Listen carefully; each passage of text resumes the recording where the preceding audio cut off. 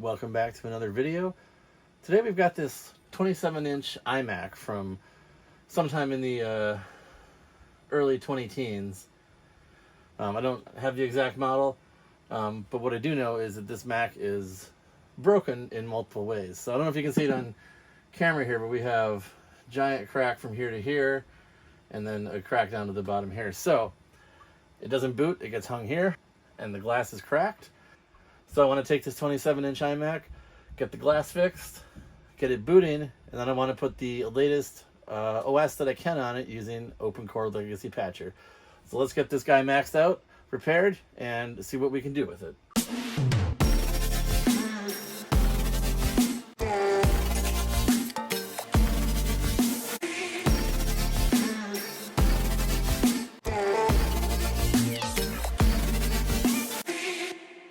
Alright, so as you can see, we've got a bunch of cracked glass here.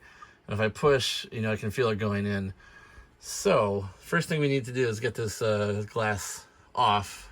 And now this can be tricky when it's cracked, because if you put pressure here and start pushing in, it's going to touch the actual LCD panel, and that can cause issues. So we need to be extremely careful when we're pulling the glass off.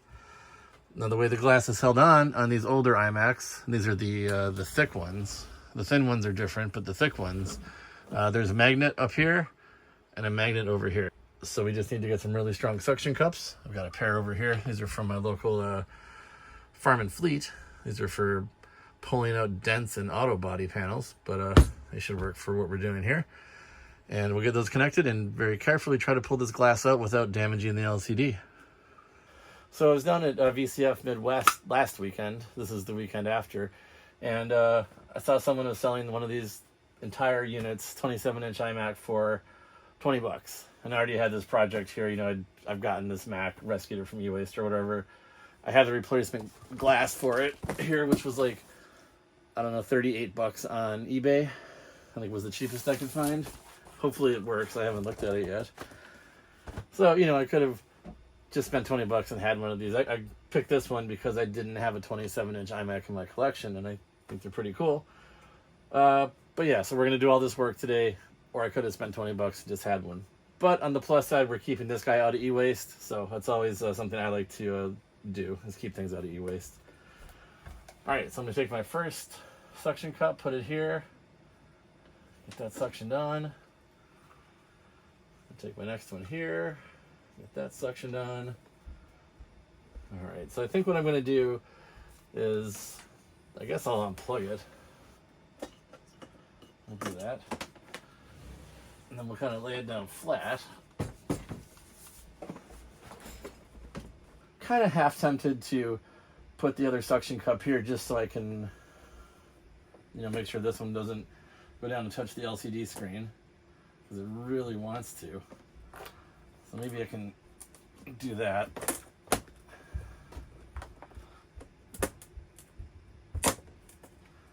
Alright, so we got that kind of half off there. I'm going to wedge something in here to keep it from reconnecting fully.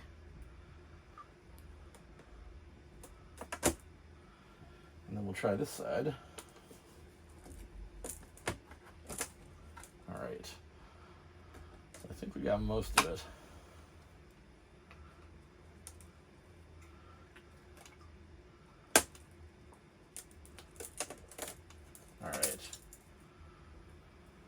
So we've got our piece of glass now. I'm going to take this carefully and hopefully I don't drop it. Alright, and there we go. So now there is little chunks of glass all over my screen that I really don't want to leave in here because they'll scratch it. I think the best way to get that off is just going to be to use some compressed air here. So let's go ahead and stand this guy back up. And we'll just give it a quick cleaning here. That should allow us to get everything clean without having to worry about scratching anything. Alright, now, if all we were doing was replacing the glass, so we'd take the new piece of glass, slap it on here, but we want to get this hard drive out and swap in an SSD for performance. Alright, so now we have the iMac on its back here, and there are 8 Torx screws we need to take out to get the LCD panel out, 4 on each side.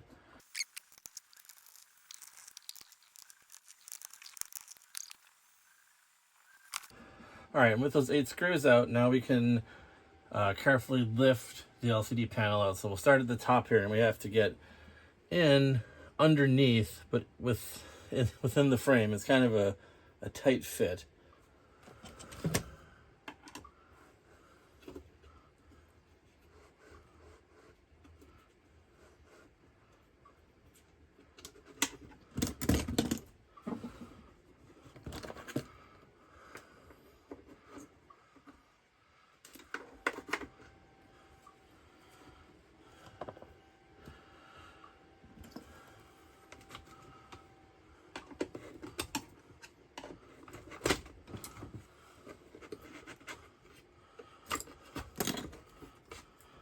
All right, now when we get this out, we need to be careful because there are a bunch of cables connected to the motherboard still.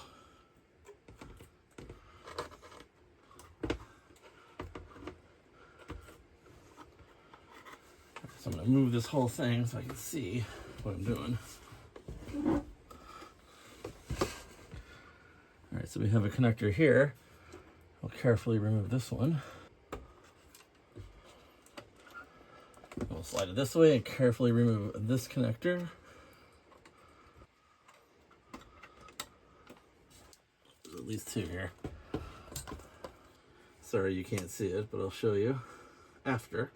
I think that is it. So now we carefully want to set this to the side because it is very fragile. So looking at the iMac as if you were looking at, as it was standing up here, we disconnected this cable up here. This was the first one. And then we disconnected this one, second. Then there was a cable plugged in here, which was third. And then the backlight display cable was fourth.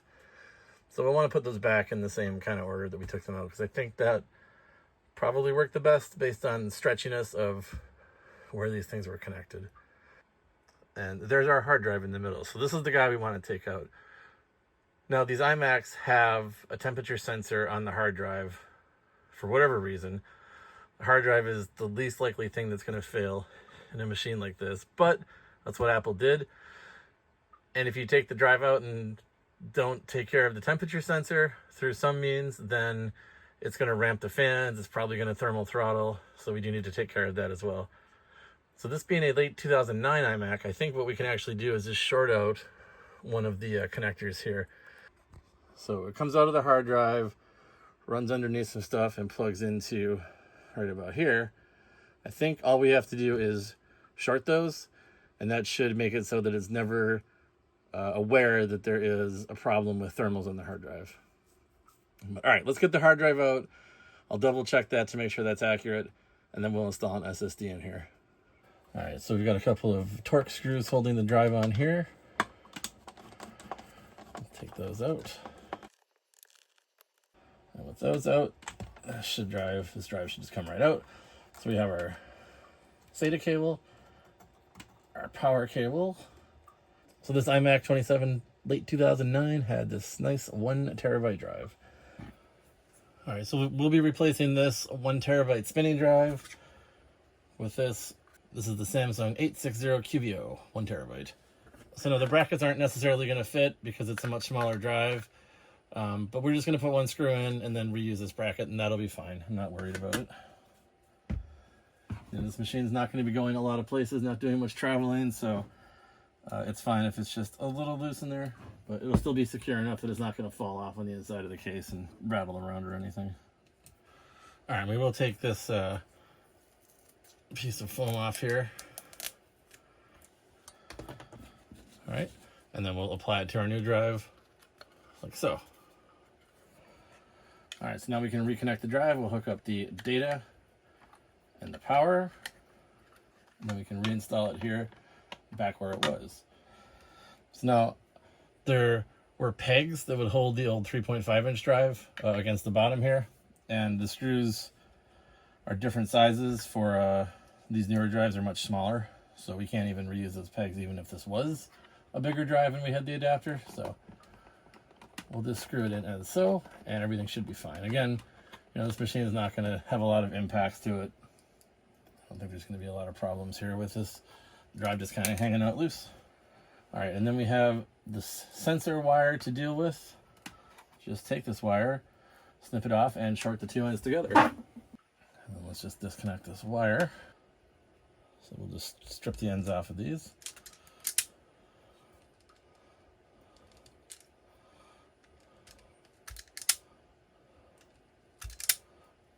So then we'll just twist these two ends together. Then I'm just going to hit them with a little bit of solder. Make sure they don't come untwisted ever. All right, so I got it soldered. Now I'm just going to put a little bit of electrical tape over it to keep it from touching anything else on the circuit board. All right, and with our little hack job complete, I'll go ahead and plug this back in, and we'll just tuck this wire up underneath this stuff in here. All right, so that is our hard drive sorted. Now, I'm not sure how much RAM this machine has, but let's take a look. And to do that, we'll need to access the bottom. There's a port down here. So let me reposition things and we'll take a look at that. So to access the RAM, there are 3 more screws here. These are actually Phillips. All right, so then we can just pull the whole RAM tray out. 4 gigabyte module here, I think. Yeah, it's a 4 gigabyte module. As is this one. So this machine is already running 16 gigs of RAM, I think. I don't think this is a 4 gig kit. Sometimes you'll see that with these Crucial where it says it's 4 gig, but it altogether is 4 gig as a kit. But this one says 512 meg times 64 DDR. So I think these are 4 gig sticks. So somebody had already upgraded the RAM in this machine. Excellent. All right, so our RAM I think is reinstalled. Looks like it's reseated properly, so we'll tuck this tab back in. I'm gonna say that's a lucky find. I think these machines shipped with 4 gigs in total by default. So this having 16 is a very nice surprise. All right, so now I think we're ready to put our LCD screen back in. So let me readjust some more things and we will do that next. All right, so I'll reconnect all of the wires in the same order I took them out. I think that will be the easiest, as I'd mentioned. So we'll reconnect the backlight first. Then we'll reconnect the LCD temperature sensor. And we can reconnect, I think this might be the data cable. I'm not sure. And then one last one up here. I'm going to turn this again so I can see what I'm doing. All right, so that should be all of our cables connected. So we'll set the bottom end in first, slide it up.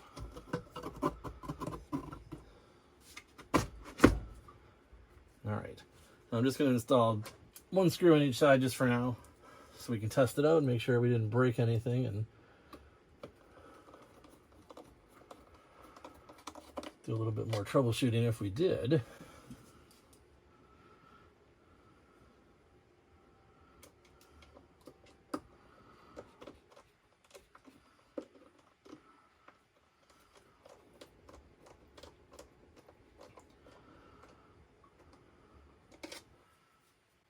So we'll stand it back up.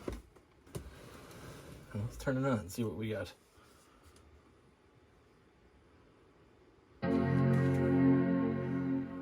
Well, the display seems to be working. That's good. I don't know how much of this we can see here. Then we should get the flashing question mark.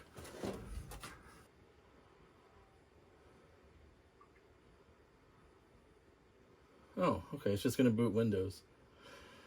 Well, this SSD that's in here was a Windows install previously, so I guess that means the drive works.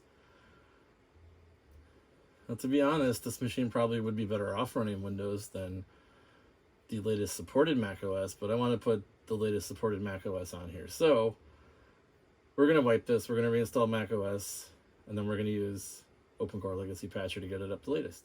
All right, well, I let Windows boot up while I was making the installer USB drive. As you can see, we've got our 16 gigs of RAM here. We've got the 3.06 gigahertz running at 2.16 because it's idle mostly. So the hack to disable the HD temperature sensor seems to have worked since it's not being throttled. But yeah, this is cool. I guess it's running Windows, but I'd rather get macOS on here. So all right, so what I've done here is I've booted up off this external USB drive. So we're now booted into Catalina off this external drive. I've inserted a formatted 32 gigabyte USB stick, which is here, PMI USB. And I have now formatted the Samsung SSD that's in the machine. So I've already gone ahead now and downloaded OpenCore Patcher. So let's go ahead and run that. So we'll do build and install OpenCore. And we will install the disk. And we will install this to the Samsung SSD that's internal to this machine.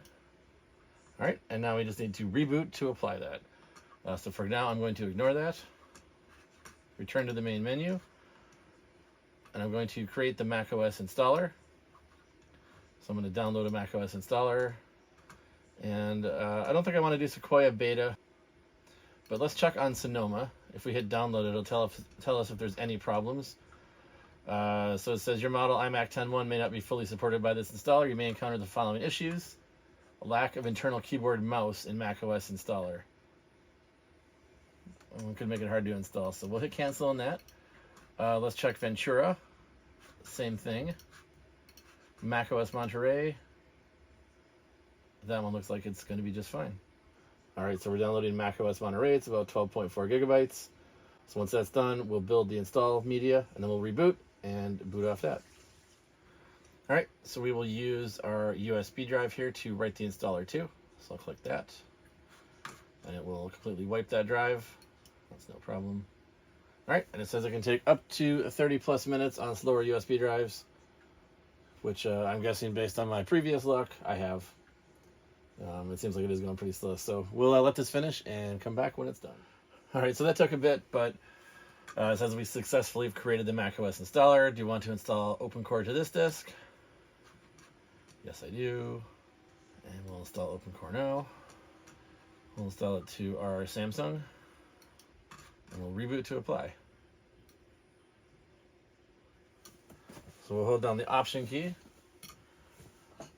once we get the chime.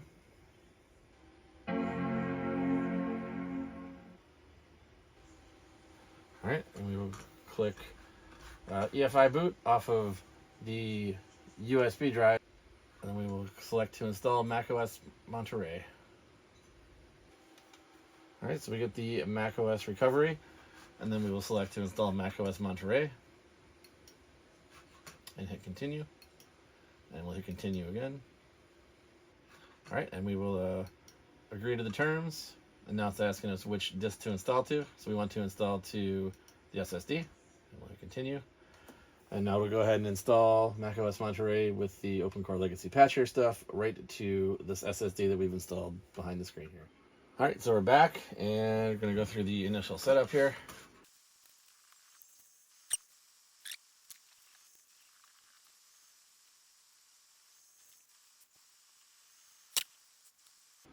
All right, so I think we're in pretty good shape.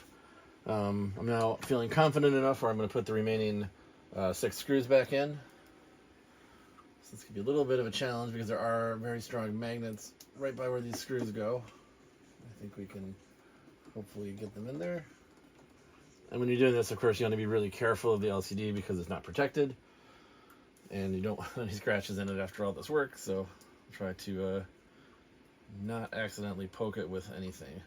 We'll go ahead and zoom out. All right, so that's left side complete. Go for the right side now. All right, make this your new Mac. Okay, we'll just continue with those settings. And one final screw goes, I think, under here.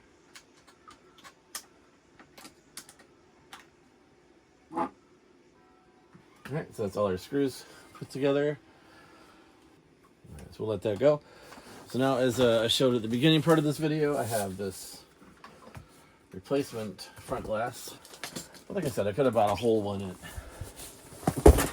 VCF for 20 bucks. Although I doubt that one had the top end processor, which this one has. It's got the 3 gigahertz, not the 2.66. This one does have upgraded RAM. Had the 16 gigs already instead of the 4 that it shipped with. So that's a nice surprise. You know, the plan was to get it up to 16, but we didn't have to do any work there, so that's good. I mean, I'm not sure if you can tell on video how big this machine is. You know, a 27-inch iMac feels gigantic. It's just such a huge machine. So this thing was well packed. And it even came with a super cheap suction cup that more than likely would do nothing to get screens on or off. So we'll just thank them for that, I guess, but we won't be using it. Alright, I'm going to be very gentle with this new piece of glass, which we have here. Well, for 35 bucks, it does come very nicely packaged. Dirt on it. Oh, it's got a film on it, so I think that's what the dirt's on. So before I take the film off, I do want to give this screen one final wipe down. I've got a microfiber lintless rag here.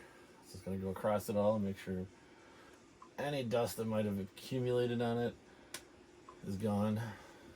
So when it's put back together, that's going to shine through. You definitely don't want that.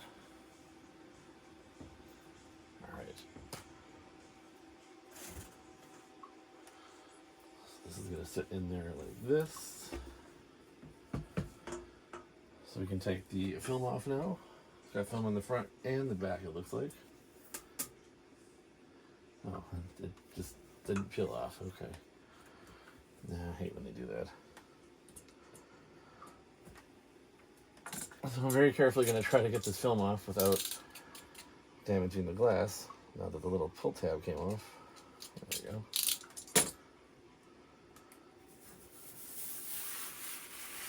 Ah, yeah, that's nice. Nice peel. And I definitely don't want to touch the inside with my fingers and make any marks, so hold it like this. Line it up.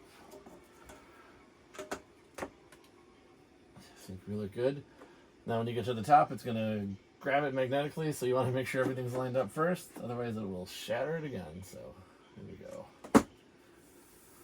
Look at that. I think we're a little out of alignment that way. Push it back in. Yeah, it's perfect. All right, and then one final peel. Oh yeah, look at that. Beautiful. All right, this gorgeous display. Once again, can be appreciated. All right, so let's just take another check at this Mac here. So we are running Monterey. In a future video, I may upgrade this one to a more recent OS. Like I said, the installer noted that there was problems with the mouse and keyboard in the installer, but they had produced a patch you can manually install to get around that. So I think I definitely do want to check that out. But for this video, I just wanted to get this thing up and running on some fairly recent OS. So Monterey is recent enough for me. So we do have the 3.06 gigahertz Core 2 Duo. Unfortunately, the video card is only the 256 megabyte version. This did ship with the 512 as well. But we do have our 16 gigabytes of RAM. And of course, we have our 1 terabyte SSD. So yeah, I think we're ready to go. Let's go check out YouTube and see how the video playback looks. And what I want to do is see if I can find the portion of this video where I found the $20 27-inch iMac. I think it was somewhere right near the beginning. Oh, and yeah, the Sunfire V100 here. This guy commented and it said he sold it and stuff, but it's interesting. I'm really happy people are watching that video. I had a lot of fun at VCF this year, so yeah. So these two here, I believe, were the 27-inch iMacs, and they were 20 bucks each. I don't know if you probably can't read that, but if you go to the video, you can see it. If I didn't have this project already lined up and sitting in my basement waiting for me to work on it, I would have probably bought both of those. I'm a sucker for these, you know, cheap Macs and things. But I've got enough of the white iMacs. Those weren't interesting. But yeah, you know, so I spent a little more than 20, but I think I got a really nice machine here. All right, so for the final test, wanted to have Lane play a little bit of Minecraft. Make sure it's playable. What do you think, Lane? It's a little choppy, but you did just fix it, so yeah. Do you like the sounds? No. Does it sound like you're right there next to the zombies? Alrighty, well, thanks for testing it out, Lane. I appreciate it. All right.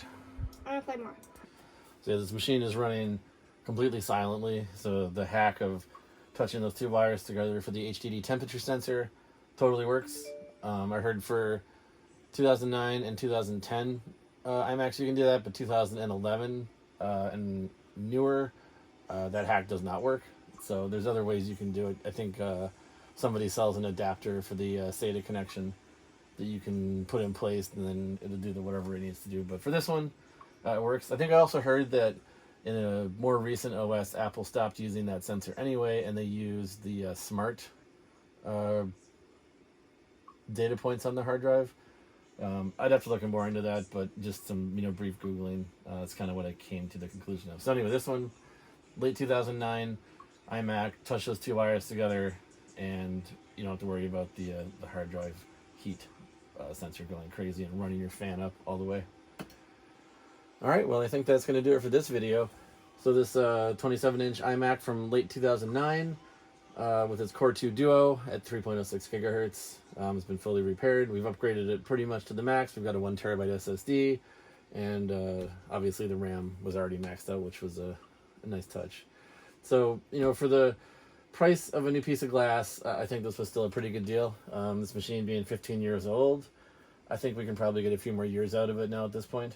You know, it's unfortunate that, you know, it was headed to e-waste with the broken glass because it was, you know, really such a simple fix just to buy the new glass and slap that on. But really putting the SSD is what is going to make this thing usable. So if you have an older 2009 27-inch iMac and you love the screen and you haven't done any upgrades, I would obviously recommend doing the RAM and, you know, putting an SSD in. I think those are going to make life a whole lot better for you using this really beautiful machine. Anyway, thank you for watching. Hope you enjoyed the video, and we'll catch you in the next one. Hi guys! Make sure to like and subscribe, and watch more of our videos later. Bye!